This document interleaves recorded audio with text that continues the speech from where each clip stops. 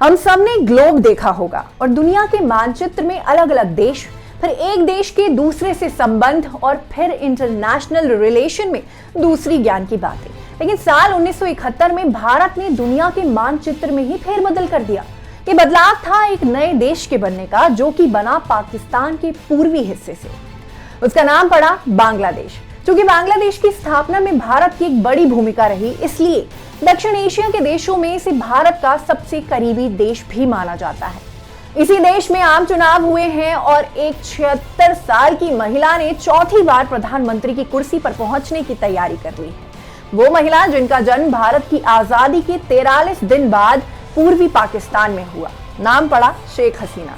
उनकी पार्टी को 299 संसदीय सीटों में 165 सीटें मिली हैं। यहाँ एक चीज स्पष्ट कर लीजिए कि यहाँ संसद में 350 सीटें हैं, इसमें 50 सीटें महिलाओं के लिए आरक्षित है, इन पर चुनाव नहीं होता।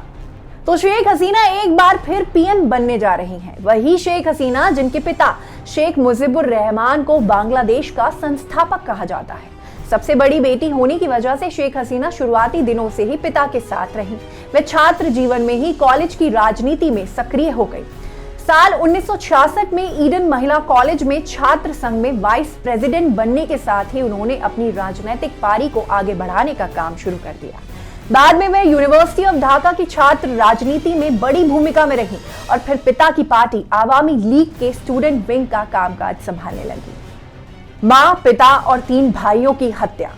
28 साल की शेख हसीना एक फायर ब्रांड छात्र नेता के तौर पर उभर रही थी और इसी वक्त 1975 में बांग्लादेश की सेना ने बगावत कर हसीना के परिवार के खिलाफ विद्रोह छेड़ दिया।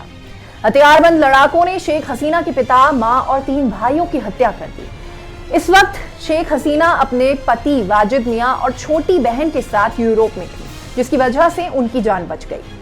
युवा तुर्क के तौर पर अपनी पहचान बना रही शेख हसीना इस घटना के बाद कुछ वक्त तक जर्मनी में रही। इस दौर में इंदिरा गांधी भारत की प्रधानमंत्री थी। उन्होंने शेख हसीना को राजनीतिक शरण का ऑफर किया, जिसके बाद वे अपनी बहन के साथ भारत आईं और दिल्ली में करीब 6 साल रही। इस दौरान वे लगातार खुद को और अपनी पार्टी को मजबूत करने की कवायद भी करती रही और बांग्लादेश की जनता को स्पष्ट संदेश भी देती रही। इसका नतीजा ये हुआ कि साल 1981 में जब वे बांग्लादेश लौटी तो एयरपोर्ट के बाहर उनसे मिलने वाले लोगों का हुजूम उमड़ पड़ा। साल 1986 के चुनाव में शेख हसीना की पार्टी ने मजबूत वापसी की और मुख्य विपक्षी पार्टी बनने में सफलता हासिल की। साल 1996 में पहली बार बनी प्रधानमंत्री।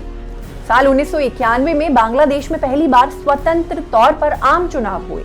इसमें भी शेख हसीना की पार्टी सरकार बनाने में असफल रही, लेकिन 1996 के चुनाव में हसीना की पार्टी पूर्ण बहुमत के साथ सत्ता में आई और शेख हसीना प्रधानमंत्री बनी। हालांकि इसके बाद 2001 के चुनाव में उन्हें हार का सामना करना पड़ा। साल 2004 में ग्रेनेड से हमला। साल 2004 में शेख हसीना पर ग्रेनेड से जानलेवा हमला हुआ। इसमें वे बुरी तरह से घायल हो गई थी। इस हमले में 24 लोग मारे गए थे और करीब 500 लोग घायल हुए थे। महीनों अस्पताल में रहने वाली शेख हसीना ने इसके बाद न सिर्फ स्वास्थ्य में रिकवरी की, बल्कि साल 2009 में एक बार फिर प्रधानमंत्री बनी और तब से लेकर अब तक बांग्लादेश की पीएम है। बांग्लादेश और भारत के रिश्ते, दोनों देशों के बीच व्यक्तिगत रिश्ते ही मजबूत नहीं रहे, बल्कि कारोबारी रिश्ते भी दक्षिण एशिया में दोनों को काफी मजबूती देते हैं।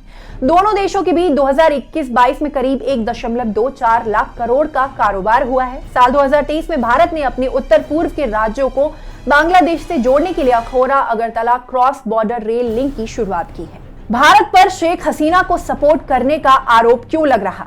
बांग्लादेश की मुख्य विपक्षी पार्टी बीएनपी के नेता रुहुल कबीर रिजवी ने हाल ही में आरोप लगाए हैं कि भारत को बांग्लादेश का समर्थन करना चाहिए, न कि किसी पार्टी का। उन्होंने आरोप लगाए थे कि भारत बांग्लादेश में लोकतंत्र नहीं चाहता। हालांकि भारतीय विदेश मंत्रालय ने इन आरोपों का खंडन किया था और कहा था कि बांग्लादेश का चुनाव वहां का आंतरिक मामला है। हिंदू वोटर्स क्यों महत्वपूर्ण? बांग्लादेश की कुल जनसंख्या 17 करोड़ है, जिसमें कुल 11.96 करोड़ वोटर्स, जिसमें 90.39% मुस्लिम वोटर्स हैं, 8% हिंदू वोटर्स हैं, 0.6% बौद्ध वोटर्स, 0.37% ईसाई वोटर्स हैं। इन 8% हिंदू वोटर्स का एक तरफा वोट पड़ता है और हाल के चुनावों में देखा गया है कि ये वोट शेख हसीना को मिलता रहा है। ऐसे में ये कह सकते हैं कि हिंदू वोटर्स के सहारे वो चौथी बार पीएम बनने जा रही हैं। ऐसी ही स्टोरीज के लिए न्यूज़ 18 इंडिया ओरिजिनल्स देखते रहें। इस टॉपिक पर आपका क्या कहना है, हमें कमेंट सेक्शन में बताएं।